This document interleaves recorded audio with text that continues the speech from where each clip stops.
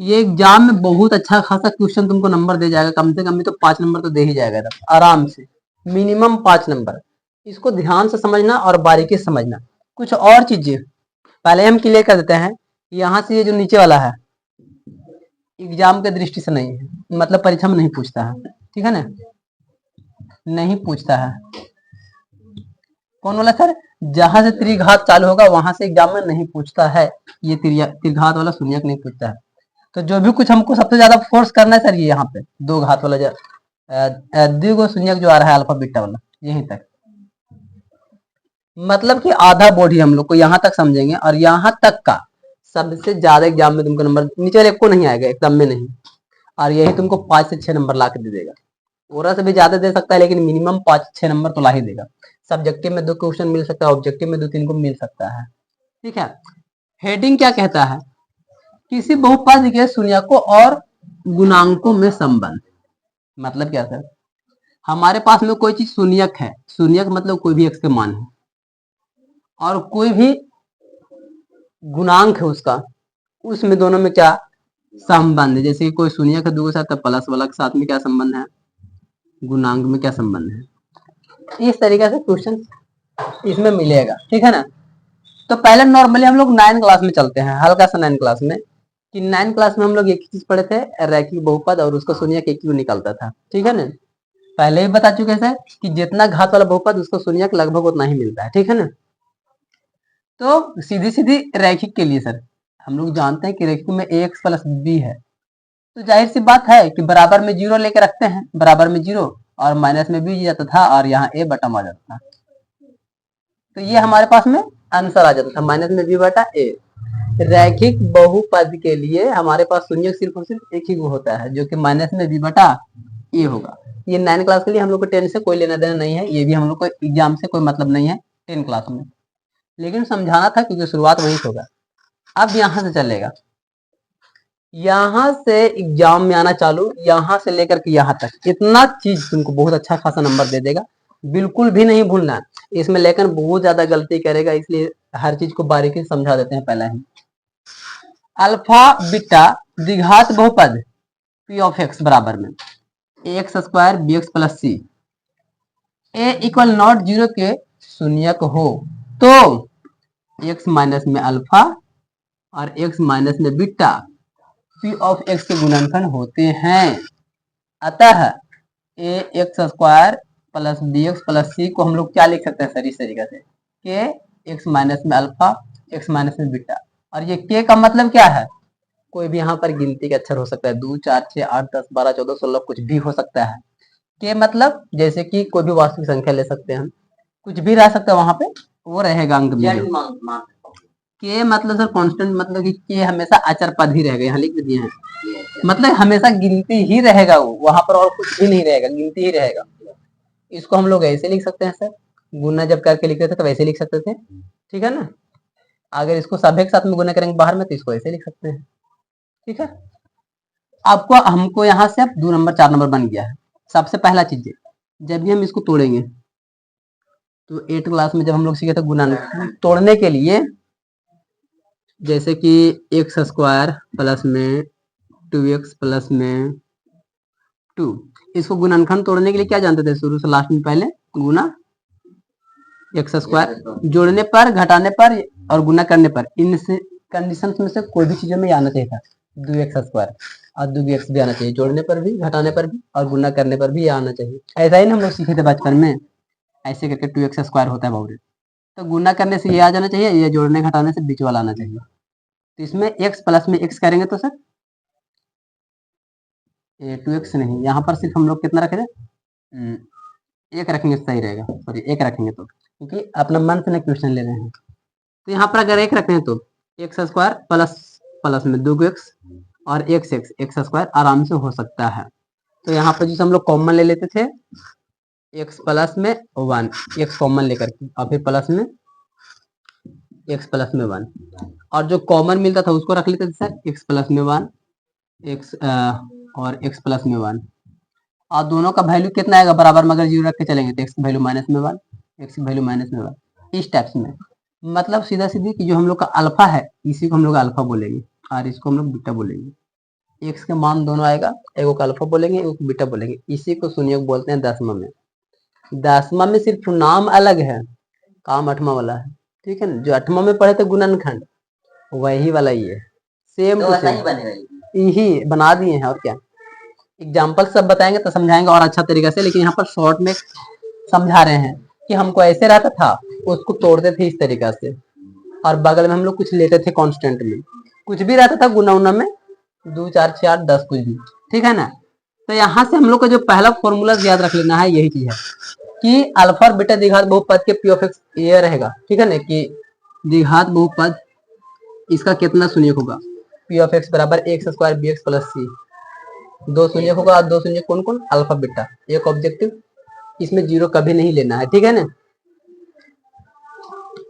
और ये चीज भी ध्यान रखना है, तुमको कभी कहेगा कि तोरा पास अल्फा प्लस बीटा एक बराबर में 2, अल्फा इंटू बीटा एक बराबर में 3, और तुमको कहेगा नहीं कि हमको ऐसे दीजिए द्विघात बहुपद, ऐसे लाना है। तोरा पास क्वेश्चन ऐसा में से है alpha plus beta, alpha into beta इसका, तो हम क्या करेंगे सर, यहाँ पर पहुंच जाएंगे, एक्स स्क्वायर रह देंगे, अल्फा प्लस बीटा की वैल्यू रख देंगे तुरंत 2, एक्स की एक्स, अल्फा इंटू बीटा की वैल्यू रख देंगे 3, तो मेरा तुरंत ये वाला आंसर हो जाएगा। आगे रनिए, 2 नंबर यहाँ से तुमको मिल गया। एग्जाम में पूछा वो ये क्वेश्चन है, हर बार पूछ देता है, तो यहाँ से तुमको इतना ही तो काम ही किया, आंसर आ गया। यहाँ से याद रख लिए सर कि अल्फा बीटा 2 को बहुपद होता है द्विघात का, ये भी याद रख लिए हैं, ठीक है ना। तो ये कांस्टेंट को अभी थोड़ा देर के लिए भुला जाइए, आप ये चीज याद रखिएगा ध्यान से, ठीक है ना। जब भी बोलेगा कि द्विघात बहुपद को ज्ञात करिए, अल्फा बीटा आपके पास में है, तो खाली ये याद रखना है, एक्स स्क्वायर माइनस में alpha plus beta into x plus alpha into beta. ये सिस्टम को पूरा दिमाग में सेट कर लेना, दम याद कर लो, दम जैसे याद करना है, ठीक है ना। एक नियन तो है सर, बस अल्फा प्लस बीटा लगा है माइनस के साथ में, और अल्फा इंटू बीटा लगा है लास्ट में प्लस में। ये चीज को दम जरूर याद रखना है, बिल्कुल नहीं भूलना है, ठीक है ना। बाद में फिर नहीं कहना कि क्या हो गया ऐसे कैसे। अब यहाँ अल्फा बीटा क्या है उसके बारे में बात कर लेते हैं थोड़ा सा। अल्फा और बीटा एक यूनानी भाषा के अक्षर है, ठीक है ना, जैसे इंग्लिश में एबीसीडी होता है अंग्रेजी के, उसी तरीके से यहाँ यूनानी भाषा का अल्फा बीटा अक्षर है यहाँ पे, जिसको हम लोग अल्फा बीटा के नाम से बोलते हैं, ठीक है ना। इस तरीके से लिखा है अल्फा, एरा अल्फा और एरा बीटा, बीनियन रहेगा तो बीटा अल्फा इसको बोलते हैं, द्वारा उच्चारित किया जाता है। और एक और होता है सर जो कि देखने में वाई जैसा लगता है, ठीक है ना, लेकिन वाई नहीं होता है, इसको हम लोग गामा बोलते हैं, ठीक है ना। देखने में वाई नहीं है, लेकिन वाई नहीं है, वो गामा है, लैम्डा होता है ऐसे करके वाई टाइप में, उल्टा वाई, ठीक है ना। वाई ही रहेगा लेकिन उल्टी रहेगा वो, तो उसको लैम्डा बोलते हैं। अब देखिए इंपॉर्टेंट क्या था मेरे पास में, एक ये फॉर्मूला इंपॉर्टेंट जो एग्जाम में आपको पूछेगा ही पूछेगा, 100% श्योर रहो इसको, 100 में से 100%, ठीक है ना। ये भी रहेगा कि निम्नलिखित में से द्विघात बहुपद के शून्यक कौन से हो सकते हैं, तो अल्फा बीटा हो सकते हैं। द्विघात बहुपद कौन है इसमें से, ये है, चुनने का तो ऑप्शन पहले ही बता दिए हैं। अब जो सबसे एग्जाम में इंपॉर्टेंट है, ये दोनों शून्यकों का योग क्या होता है, योग मैंने जोड़, तो शून्यक कौन सी है, अल्फा बीटा, दुगो शून्यक, अल्फा जोड़ योग मैंने जोड़ अल्फा प्लस बीटा, माइनस में भी बटे, तब माइनस में भी कहां से सर, फॉर्मूला देखेंगे, एक्स स्क्वायर के पहले वाला को ए बोलते हैं, एक्स के पहले वाला को बी, और जो बच गया सी, एक जगह पर 3 हो सकता है, जैसे कि रम बन गया, मान लेते एक्स स्क्वायर, तो कुछ नहीं थे, ए के वैल्यू 1, एक में सर बी के वैल्यू माइनस में 2, सी के वैल्यू 3, माइनस लेना ही लेना है, ऐसा नहीं कि माइनस छोड़ देंगे, ठीक है ना, माइनस को साथ में लेके चलना है। ए के वैल्यू 1, बी के वैल्यू माइनस में 2, सी के वैल्यू 3। अब यहाँ पर रख देंगे, आंसर आ जाएगा माइनस में बी बटा ए, तो माइनस में बी बटा ए, तो माइनस में पहले ही यहाँ है माइनस में 2, और माइनस इसका वाला तो प्लस में 2 हो जाएगा, और बट्टा में ए फॉर्मूला से तो ए 1 है, यानी कि खाली 2 आंसर आएगा किसका सर, अल्फा प्लस बीटा के योग, यानी कहेगा ना तुमको कि शून्यांकों का योगफल ज्ञात करे, तो अल्फा प्लस बीटा बराबर में ई वाला तो क्वेश्चन में रहेगा, क्वेश्चन रहेगा चाहे ऐसा रहे चाहे ऐसे में से रहेगा देखने में, यानी कि एरर रहेगा। ये तुम्हारे पास क्वेश्चन है, कहेगा ना कि शून्यकों का योगफल ज्ञात कीजिए, एरम से ए देख लिए, बी देख लिए, सी देख लिए, इस फॉर्मूला पर रख दिए, आंसर आ गया। अगर आपको लगता है सर कि हमको ये नहीं याद रखना है सर, आपको हिंदी में याद रखना है, तो हिंदी में याद रखिएगा, एक्स का गुणांक, एक्स का गुणांक देखिए, एक्स का गुणांक कौन सी है सर, बी, तो माइनस में एक्स का गुणांक यानी कि बी, एक्स स्क्वायर का गुणांक यानी कि एक्स के पहले। तो ऐसे हिंदी में लिखा है, यहाँ पर ऐसे शॉर्टकट में है, और इसको हम घेर दिए ताकि शॉर्ट में बना सको, थोड़ा समय बचे। नहीं तो तुमको अगर लिखना होगा तो हिंदी में लिखना पूरा, हिंदी में लिखना पूरा, कोई दिक्कत नहीं है। कैसे बनाइए, कोई टीचर सब टीचर अपना तरीका से पढ़ाते हैं, ठीक है ना। तो तुम्हारा जैसा चॉइस वैसा बनाना है, ठीक है ना। जैसा मन करेगा, जैसा तुमको याद ज्यादा रहता है वैसे बनाना है। मन करता है कि दोनों साथे साथे लिख दें, लिख दीजिए साथे साथे, क्या दिक्कत है। योग या शून्यांकों का योग बोलेगा तब, अगर बोलेगा शून्यांकों का गुणनफल ज्ञात करे तो अल्फा इंटू बीटा, तो आराम से देखेंगे सी के वैल्यू कितना था सर, 3, ए के वैल्यू 1, यानी कि खाली 3 आंसर आएगा। अब बोलेगा इसी क्वेश्चन में कि शून्यांकों के और गुणांकों के संबंध की सत्यता का जांच करें। पहले तुमको क्या करना पड़ेगा, इसको से निकालना पड़ेगा तोड़ के, जैसे अभी निकाले थे, ये वाला निकाले थे, एक्स के वैल्यू माइनस में और एक और माइनस में, माने कि अल्फा का वैल्यू माइनस में, बीटा का वैल्यू भी माइनस में। और बोलेगा तुमको कि इसको जांच भी करके, तो थोड़ा सा और क्लियर करके समझाते हैं, क्योंकि ये एग्जाम में बहुत ज्यादा पूछता है। उदाहरण में तो समझाएंगे ही समझाएंगे, लेकिन इसको भी समझाना बहुत जरूरी है। तुम्हारे पास में सपोज दैट यही क्वेश्चन को रखते हैं, एक्स स्क्वायर प्लस में 2x प्लस में 1, ये है सर। अब अभी बनाए थे तो अल्फा का वैल्यू लास्ट में लिखेंगे, एक्स आएगा नहीं तो लिखेंगे लास्ट में, अतः अल्फा बराबर माइनस में 1 और बीटा बराबर में माइनस में भी 1 आया था, ये चीज हमको मिला। और एकरा में देख के हमको लग रहा है सर कि ए कौन है, बी कौन है, सी कौन है, ये भी दिख रहा है। जब बोलेगा कि संबंध की जांच करे तब भी ये रूल लागू करेंगे। अगर बोलेगा कि शून्य ज्ञात करे तो यहाँ तक करके छोड़ देंगे। क्वेश्चन में बोल देगा कि शून्यांकों तथा गुणांकों के सत्यता की जांच भी करे, तो इतना करने के बाद नीचे और ये वाला करने लगेंगे दोनों कम्मा। शून्यांकों का योगफल अल्फा प्लस बीटा बराबर में माइनस में बी बटे, तो अल्फा बीटा का मान रखेंगे यहाँ पर माइनस में 1 और माइनस में 1, और बी के मान यहाँ से माइनस में 2 और एक मान 1, माइनस में 1 और माइनस में 1, तो यहाँ पर माइनस में 2 और यहाँ पर माइनस में 2, दोनों सेम आ गया, मतलब सत्यता की जांच हो गया, बराबर है, सही है। अल्फा इंटू बीटा में भी यही देखेंगे sir, alpha into beta minus में 1 इंटू माइनस में 1 बराबर में सी बटा ए, तो सी में क्या था मेरे पास में 1 और बटा में ए में 1 था, गुना करेंगे तो 1 बराबर 1, ये भी सही आ गया है। इतना करेंगे तब तुमको देगा 2 नंबर, ठीक है ना। तो alpha into beta, alpha plus beta, शून्यांकों का तथा गुणांकों के सत्यता की जांच करे। जब तक ये नहीं बोलेगा तब तक हम नीचे नहीं करेंगे, खाली बोलेगा शून्य ज्ञात करे तो यहीं तक करके छोड़ देंगे, बात करो। अब इतना में ही पूरा ओवरऑल सारा मैटर ही समझा दिया, जिससे तुमको 5 नंबर आ गया है। एक ये क्वेश्चन पूछेगा, एक ये पूछ सकता है, ऐसा में से पूछेगा कि बहुपद में लाइए, तो बहुपद में लाने के लिए सारा के मान को यहाँ फिट कर देना है, बहुपद में अपने आप आ जाएगा।